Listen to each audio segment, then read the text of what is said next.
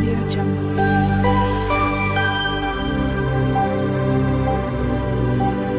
Audio Jungle. Hello everyone, જય શ્રી કૃષ્ણ. મારી ચેનલમાં તમારું સ્વાગત છે. આજે હું કાઠિયાવાડની પ્રખ્યાત અને સુપર ટેસ્ટી લસણની ચટણીની રેસીપી શેર કરવાની છું. આ લસણની ચટણીને ખાસ કરીને થેપલા, રોટલા, ભાખરી અને પરાઠા સાથે ખાવામાં આવે છે. આ રીતથી તમારી લસણની ચટણી ઇન્સ્ટન્ટ અને સરળ રીતે એકદમ ટેસ્ટી બનશે. ચેનલ પર નવા હોવ તો જરૂરથી ચેનલ સબસ્ક્રાઈબ કરજો, જેથી મારા દરેક વિડીયોનું નોટિફિકેશન તમારા સુધી પહોંચશે.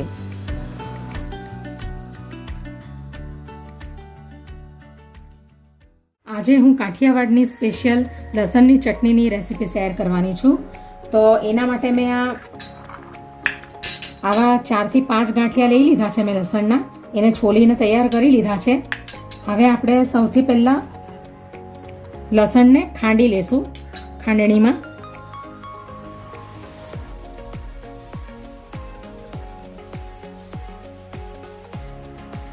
હવે આપણે એની અંદર અડધી ચમચી જીરું નાખીશું. હવે આપણે એને ખાંડી લઈશું.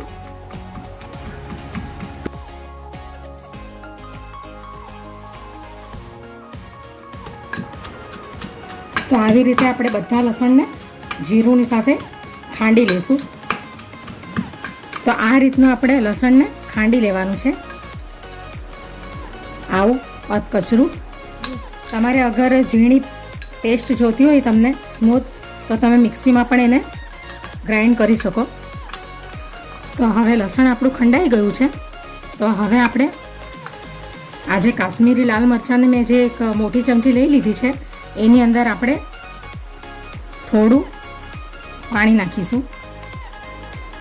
એટલે લગભગ અડધા કપ જેટલું આપણે પાણી નાખીશું અંદર. મિક્સ કરી લેશું.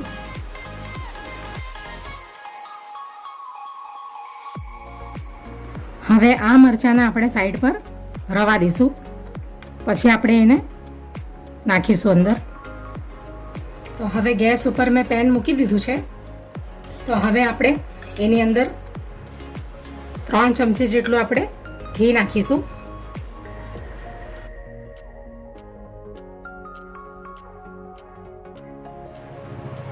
લસણની ચટણીને તમે ઓઇલમાં પણ બનાવી શકો, પણ ઘીમાં બનાવશો તો વધારે ટેસ્ટી લાગશે અને બેલેન્સ પણ જળવાઈ રહેશે. કારણ કે આ લસણની તાસીર ખૂબ ગરમ હોય છે, એટલે આપણે ઘીમાં એને બનાવશું તો જરા બેલેન્સ એનું જળવાઈ રહેશે.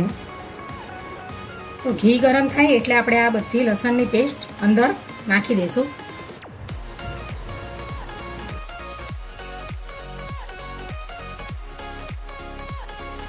હવે આપણે એને ઘીમાં સાતડી લેશું.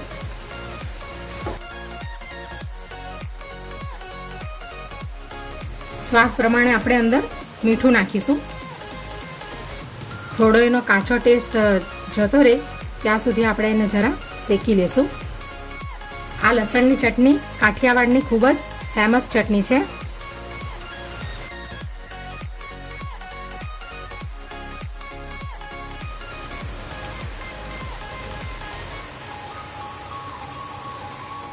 હવે આપણે આ જે કાશ્મીરી લાલ મરચુંને પલાળીને રાખ્યું છે પાણીની સાથે, એ હવે આપણે એની અંદર એડ કરી દઈશું.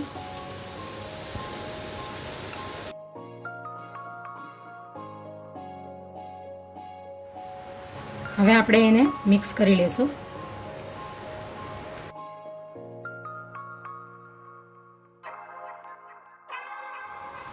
મીડિયમ ફ્લેમ પર જ આપણે એને તૈયાર કરીશું.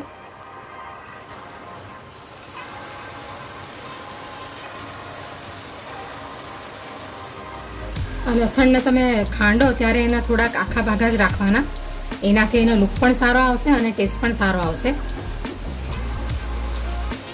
એકદમ ખાંડી નાખશો તો પછી ગ્રેવી જેવી થઈ જશે, એટલે આપણે એને આખા ભાગા જ લસણને ખાંડવાના. હવે આપણે એની અંદર 2 ચમચી દહીં નાખી દઈશું.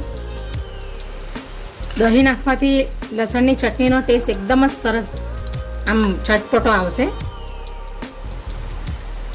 મિક્સ કરી લેશું.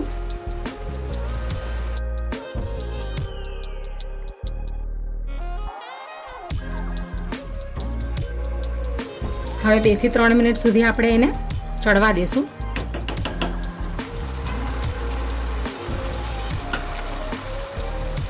તો હવે 2 થી 3 મિનિટ થઈ ગઈ છે.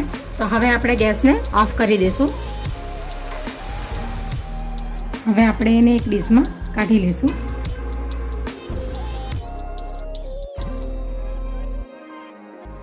તો તૈયાર છે કાઠિયાવાડની સ્પેશિયલ લસણની ચટણી. અને તમે પરાઠાની સાથે, રોટલી સાથે, ભાખરી સાથે, કંઈ પણની સાથે ખાઈ શકો તમે. અને એટલી ટેસ્ટી લાગે છે કે એકવાર તમે ખાશો તો ઘડી ઘડી બનાવશો. એકવાર જરૂરથી બનાવીને ટ્રાય કરજો. તો તૈયાર છે લસણની ચટણી.